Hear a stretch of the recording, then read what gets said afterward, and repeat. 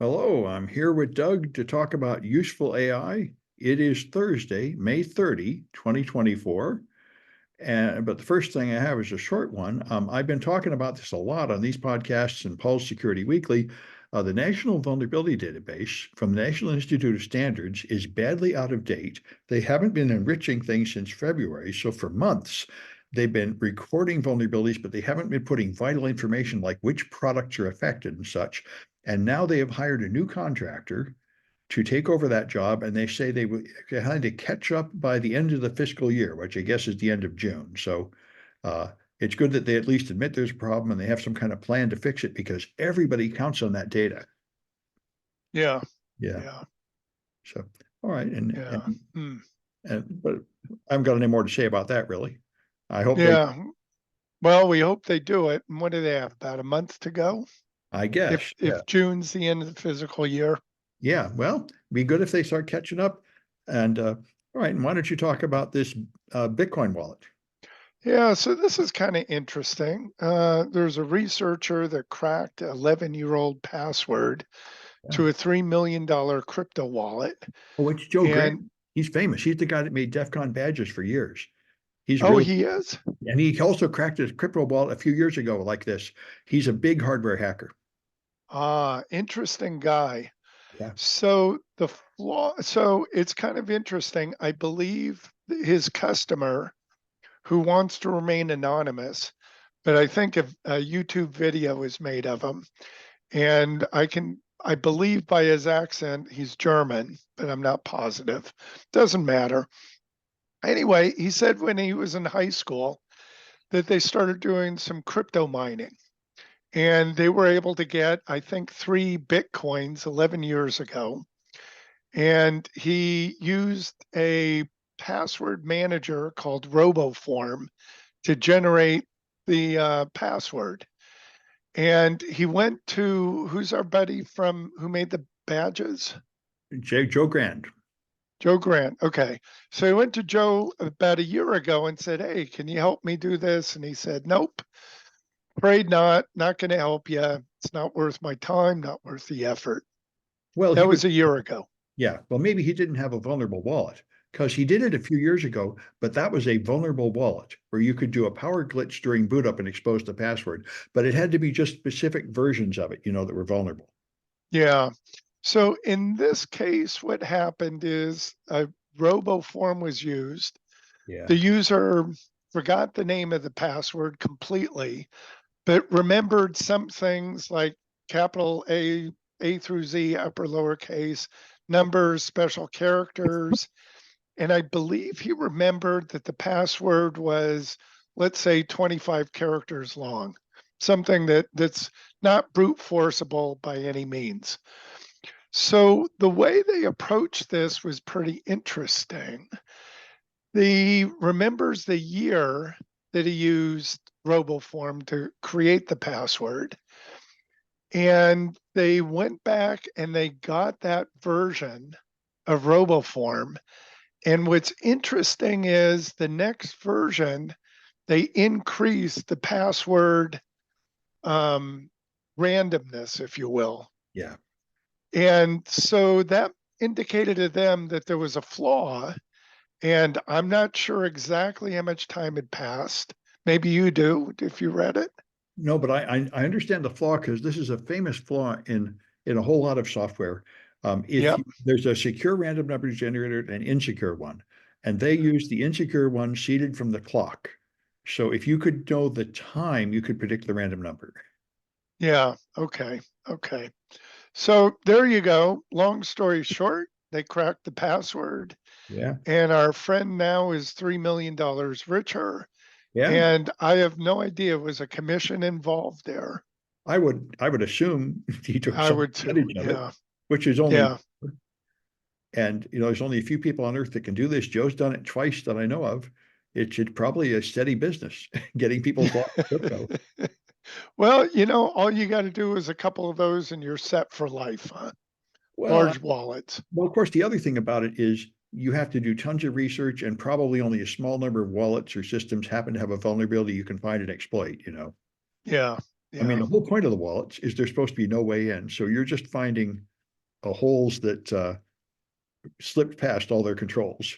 Yeah, so and technically we should say that this is not a flaw in the wallet. Right. This is a flaw in the way that the random number was generated. That's right. It's a flaw in the password manager. And one Yeah, that, yeah, yeah, which is why it's reasonably easy to find. It's one they patched. So you know the old version had the flaw. yeah, That's why. yeah. This is So, most so of the you time know, you won't have such an easy time finding an exploitable flaw. yeah. So this kind of goes back to the logic, if you will, kind of goes in finding the password.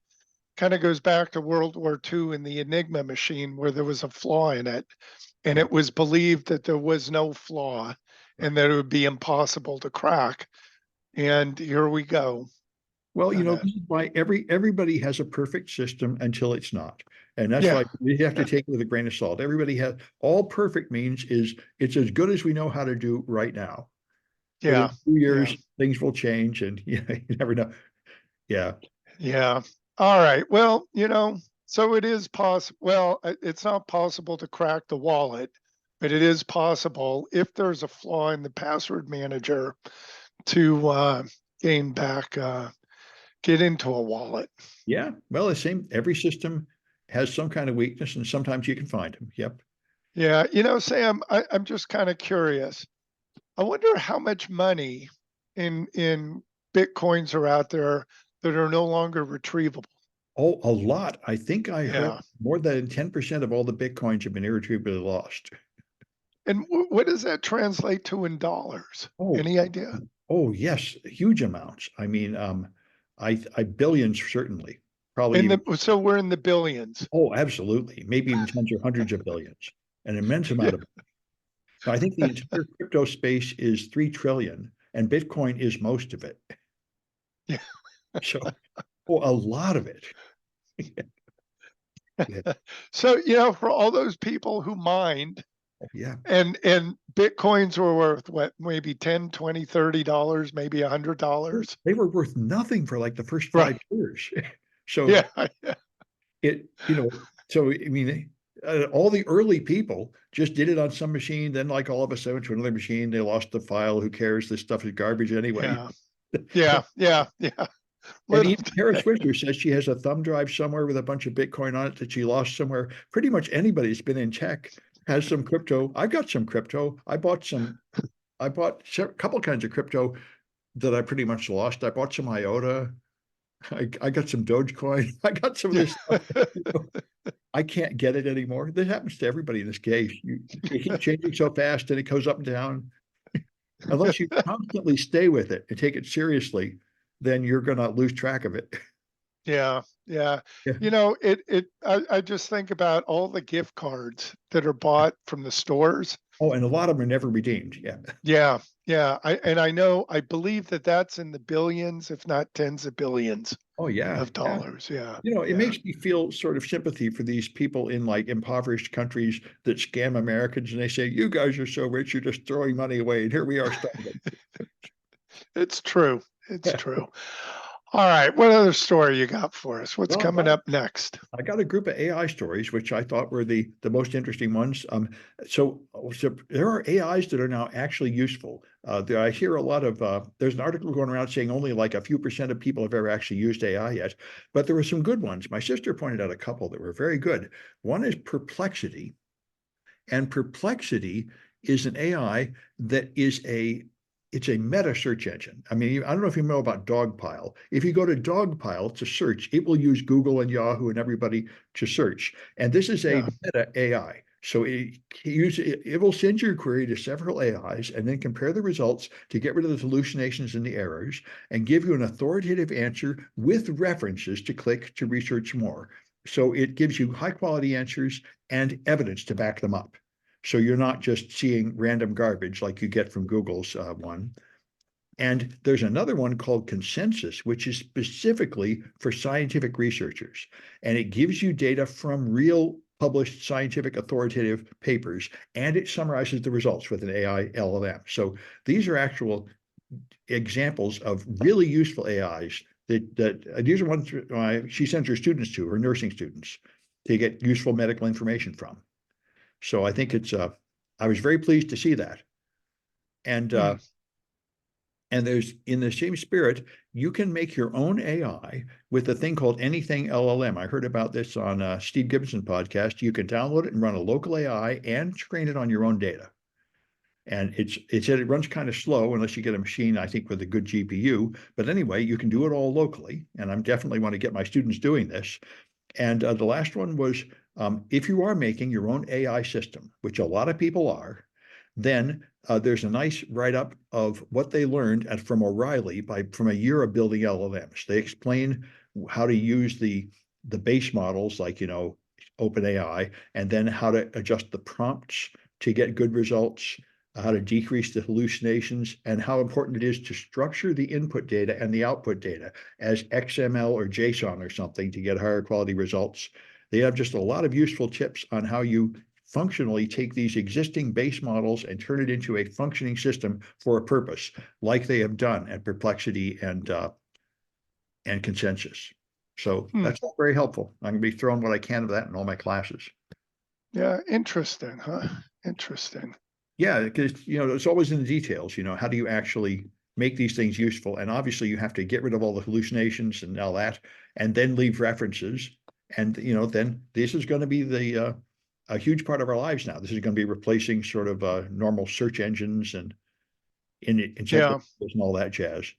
And I So find, Sam, are you using Dogpile over Google or no, search? no, No. not anymore. No, but in fact, mostly I use AI now. I go to AI to see what the answer is for most questions. And So also to write code. I mean, now I yeah, added to my VS Code the Microsoft Copilot, and that is fantastic. yeah.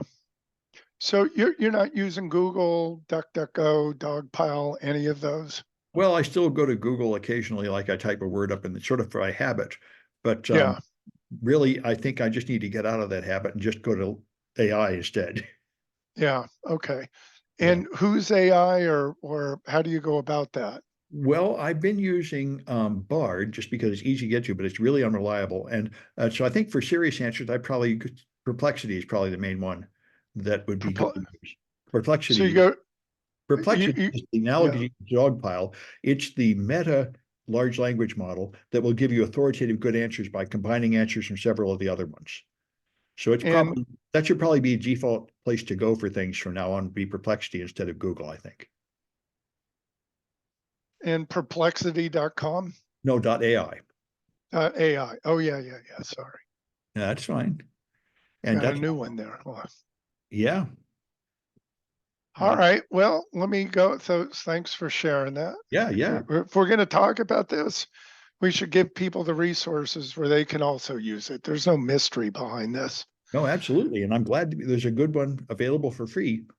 And, I think I've noticed Google's search ability has gone way down. It's much less Oh, useful it's than it used to be. terrible. And, Yeah. DuckDuckGo is just Bing. And Bing is Yeah. better than Google, but it's still not great. So I think it's time to forget all this nonsense, go straight to the AI world. Yeah. You're probably right on that, huh? Yeah. All right. Well, this one just in, and we don't have a lot of information about this, but mystery malware destroys over 500,000. So we're talking 600,000 routers from a single ISP in a 72-hour span Yeah. In October. in October. Yeah. Yeah. So this is now surfacing. And any idea why this has taken so long to hit the Good news? question. Why it took so long to come out? Because we found all the posts from like Reddit from all the customers, this ISP saying, "Hey, my ISP is out, my router is blinking. I tried to do the reset and it doesn't work. What's going on? Why doesn't the help desk know anything?" Yeah. And you'd think it would have come out earlier, but it's just coming out now for some reason. Yeah. I Okay. guess they just replaced 500,000 routers and it doesn't considered big news. Yeah. And this is not a router reset. The routers are physically bricked, Yeah. right? And I assume it's software, but they brick to where you can't just reset them at the customer location anymore. I assume that means you probably have to reflash the firmware or something. But remember, the same thing happened when Ukraine attacked some Russia a few months ago. They bricked the routers to where they could not be restored remotely, at least, and they said Yeah, they and physically replaced them. yeah, and just so we're clear, this ISP is predominantly Midwest. Midwest and East Uh, Coast, it's pretty big. yeah, yeah, Win something, right? yeah. I've forgotten now too. Uh, this one here, it was Windstream is the name of the ISP. Windstream. Yeah, Yeah. there we go. And they're pretty big. And the thing is, big ISPs like Verizon use the same router, so they could have been hit by the same attack, I suppose, but it was this small one. Now, I wonder if the small one made some mistake, like not putting on an update or something. They don't even know exactly what vulnerability was exploited here. But you can. Anybody that does custom modification of any hardware, like jailbreaking iPhones or anything, knows you can brick your device. You can trash it to where it won't even boot up. And that's apparently what they did. Yeah, yeah. Interesting though, huh? So we have no idea where it's coming from. Yeah, and it's weird Uh, that anybody would do this. I mean, how does anybody benefit? I mean, if it was ransomware and they charged a fee, it would make sense. But just destroying a bunch of stuff wantonly like this doesn't seem to benefit anybody. Seems kind of more like a high school prank, if you will. But usually that doesn't go on this scale, and also Right, probably wouldn't right. restrict it to just one ISP. I mean, what you usually do, script kiddie stuff, is you find a vulnerability like a WordPress plugin, then you do a Google search and find like 10,000 sites using it, and then you deface those 10,000 sites. And that would have hit Yeah. the different ISPs. This seems like it must be like a person that particularly hates that company, like a disgruntled ex-employee or something. And we've seen that before. We've seen that happen before. Yep, yep. So hopefully more information will come out about it. Also, it'd be nice to know what the flaw was and whether routers are still Yeah. vulnerable for it. Yeah. Yeah. So we'll have to keep an eye on this. We'll look for Yeah. updates and share it with everyone. But so far, we don't have enough information to share. Yep, yep, it So, is. And I think it's important. It's so many of yeah. one ISP. We want to know exactly what happened and is it possible this would happen to our ISP? Yeah. Yeah. All right. You The got one more story for today? Yeah, the last one is from the Washington Post, which I was very interested. They claim a simple fix could double the amount of capacity in the US electric grid. And what they say, I did not know this kind of thing you'd be more likely to know than me. Most of America's power lines are wired with the technology that's been around since the early 1900s, a core steel wire surrounded by strands of aluminum. And when they heat up, they sag, so they become Yes. unsafe, so they can only put a certain amount of current through them because of the tensile strength. But a couple of decades ago, they designed a better kind of wire with a carbon fiber core surrounded by trapezoidal pieces of aluminum, and that can carry twice as much power before it sags so much. So just replacing the wires Interesting. would double the carrying capacity of the grid. And as you know, we desperately need this because as we all go to electric vehicles and all the data centers go to large language models, the power demands have gone way up, and the grid is not going to be able to provide enough power. Yeah. So Yeah. That's interesting, huh? I had no idea So, we're using steel wire and aluminum. Neither of these seem like the best conductors. Maybe there's some reason, well, like at that frequency, they're better or something. well, isn't aluminum a better conductor than copper? I didn't think so, but apparently that's true. I'm sure they wouldn't use it for any other reason. I didn't think it was that good, but I Well, a guess lot of homes have aluminum wire. really. Oh, Yeah, yeah. And you news to have me. to when you're buying, typically the aluminum wire is used from the power pole to a home, but some electricians are using aluminum wire Mm. inside the house to connect to the electric vehicle charger. But the problem with that is the electric vehicle charger, the terminals are rated only for copper wire.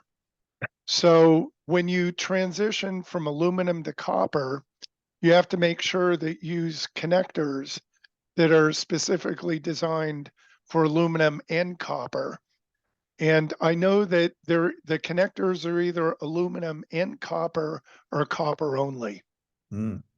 Well, one thing I know is that it's hard to make a good connection to aluminum. I mean, you can't solder it, and it's Right. stiff. I think it's much easier to like get a tight connection with copper. Yeah, and I think the copper, I might be incorrect, wire might be a little softer. Yeah, yeah. I think the copper, So that so that as you bite into it with a wire net or something like that, yeah, you get a more secure, or it digs in a little bit more. yeah. That's interesting. So Sam, ask me, do you think this is going to happen? That they're Well, going to go and replace all the power lines? well, I think they're going to have to do something. They're going to have to double the capacity of the power grid in the next few years, and they're going to have to do something. They either have to lay more wires. I mean, if it Yep. was me, I would just add wires. I wouldn't take anything down. I would just add new wires. Yeah. They do with Yeah. fiber optics. They just keep adding more. They don't take out the old stuff. Yeah, but the problem that you have is these power poles that are carrying very high current. Yeah, Um, you can't add another you can't add another wire. Um, they're not strong and enough. and yeah, but again, we're talking the high voltage lines that crisscross the states, Yeah, and those power poles, right, rely on those insulators that are 3 feet or so long for the insulation, yeah, right? So you need 3 feet, 6 feet separation between those wires. yeah. Okay. So I don't know. I You I would have to I know deactivate the old ones to put in new ones. you'd have to deactivate, but think of the cost to Yeah. do that. Well, it would still be cheaper than laying another whole line of poles everywhere. That's true. You'd have That to seems put to in be new your only power other poles. option. I mean, how are Yeah, you going those to deliver twice as much power to all the homes? You're going to have to do something. yeah, exactly. Exactly. And it'd be interesting to see if the wire is safer. Yeah, well, I would hope so. Yeah. I guess we're going to find out.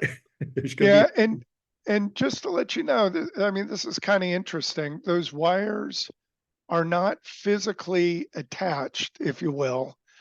In other words, there's nothing bolting them to the insulator. They're plopped up there, yeah, but because of the weight of the wire, yeah. it stays in place even during hurricanes, hurricane speed winds.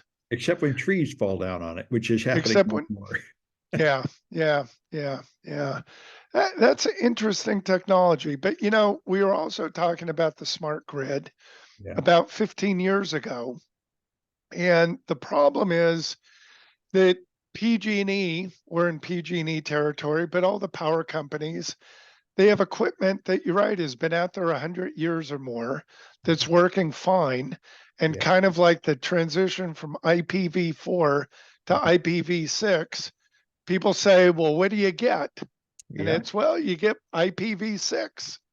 And yeah. but what's wrong with IPv4? It's working fine now. Well, it's a good comparison because what did Yeah. it is when you ran out of IPv4 and you couldn't get the job done anymore, then you move. And I think we're going to run out of power. And people are Yeah. going to say, I want to install a charger for my car. And they say, I'm sorry, you're on the waiting list. It's 2 years out because we don't have enough power. That's when people be motivated Yeah. Yeah. to pay for the more wires. Yeah. On the flip side, though, if we're doing more solar during the day, Yeah. um, yeah, yeah, we'll see, right? We got Yeah. to see. You see I how, don't, yeah. yeah, I don't know it all, but we'll see. I know that California's in summertime. We're getting towards the summer solstice, highest production from the solar panels. Yeah.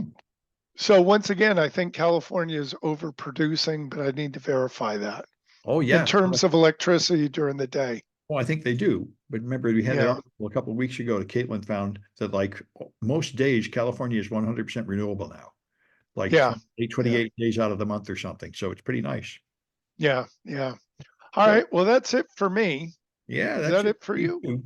Yeah, so we'll have another one around next Tuesday. I'm traveling, so we may have to be adjusting the time a little bit, but we'll work it out.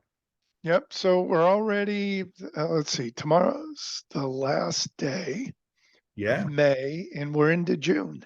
yeah. And Trump got convicted. I don't know if you heard. I did. Yeah, guilty on all the counts. So that's pretty exciting. So what does this mean? Well, he'll be sentenced on July 11, but who knows what any of it means for the election? I mean, we'll find out. Right now, he's ahead of Biden. The statistics I saw were like 58% Trump, 42% Biden. So Yeah. we'll see if it So actually hurts him.